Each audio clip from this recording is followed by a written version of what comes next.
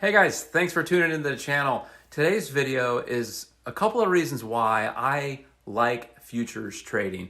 In particularly, I like trading the E-minis. I'll trade the MNQ, the S&P, but I also like to do things like gold and crude oil, the Russell 2000 if it's appropriate. So there's a lot of activity here. And they've even introduced things like Bitcoin and Ethereum. So if you're new to futures trading or you're kind of wondering what it is, this is sort of a really fast welcome to futures trading video. Now this will not cover everything in today's video or today's presentation, I should say.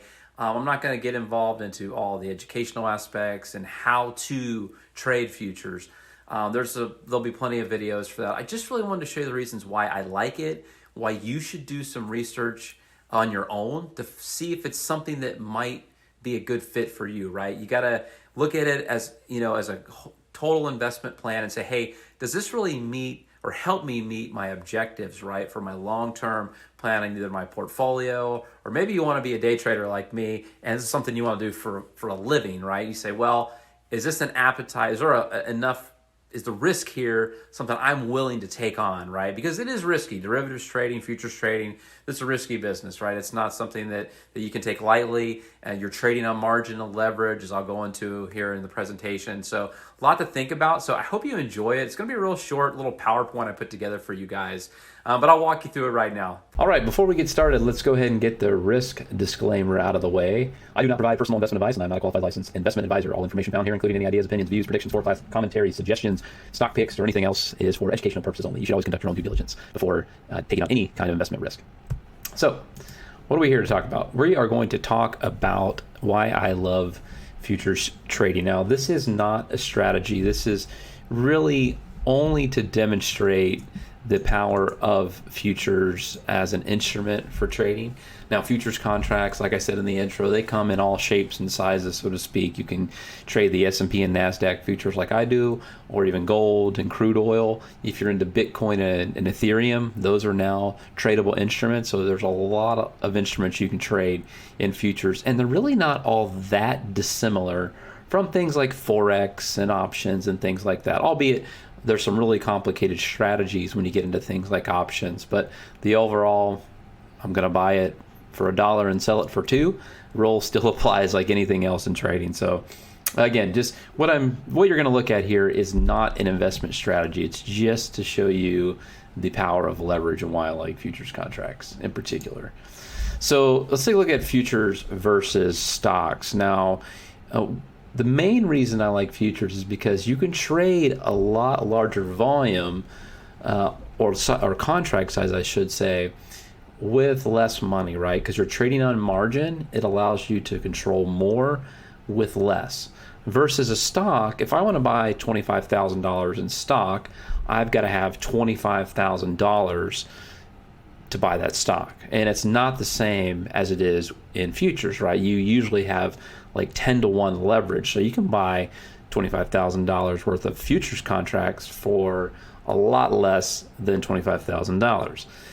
If you're interested in day trading, which is something I like, you only need a $400 account to day trade. Now, you're not going to get very far with $400. So the tales that you see out there of I'm turning $1,000 into $1 million in 1 year, I'm highly suspect on those tales. I'm not saying they're not true.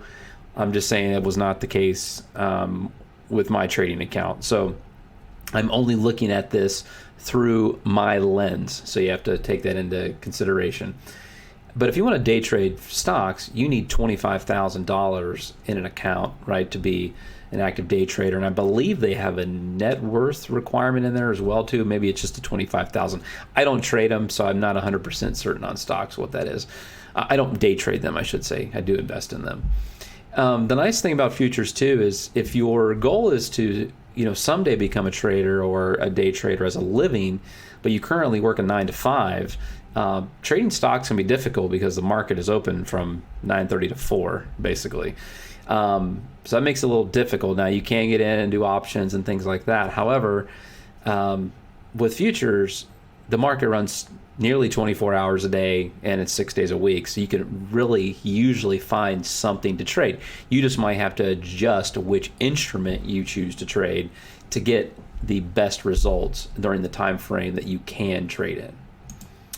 So let's look at this example. This is the reason why I like futures. So this is just a screenshot chart from Yahoo Finance on the SPY. The SPY is just a tracking ETF of the S&P 500 index. Now, if you wanted to buy 5,000 shares of the S&P index on January 4th of this year, you could have done that. You could have bought it for $375.31 a share. You could have bought 13 shares approximately. And at the end of the year, or as of yesterday when I printed this out, they were worth about $467. Now that $467 minus the $375 per share that you bought them at comes to $92.05 per share. You multiply that out by your 13 shares, you've got $1,162. That's a really nice gain. Just quick math, I want to say it's around 20 to 22%, somewhere around that on your money, right? So that's a really good year. I mean, it's a great year. There's absolutely nothing wrong with that. But I want to go a step further just to show you the difference. Had you have taken that same risk on one micro S&P futures contract, just one. Now that S&P futures contract trades, the micro with the least amount of risk trades at $1.25 per tick, right? So let's take a look. So here's the same looking chart, right? It's a different chart, same flow. You can almost see same direction. Now, if you would have bought this on the same day, I didn't take into account buying the dips or getting in here or getting in there, because this is just for example. If you happen to just strike it lucky and you bought it at January 4th at $3,713, on December 13th, yesterday, you could have sold that contract out for $4,675 or 990 points. Now remember, the micro contract trades, I put on here $1.25 a point. That's actually a misprint. That should be per tick.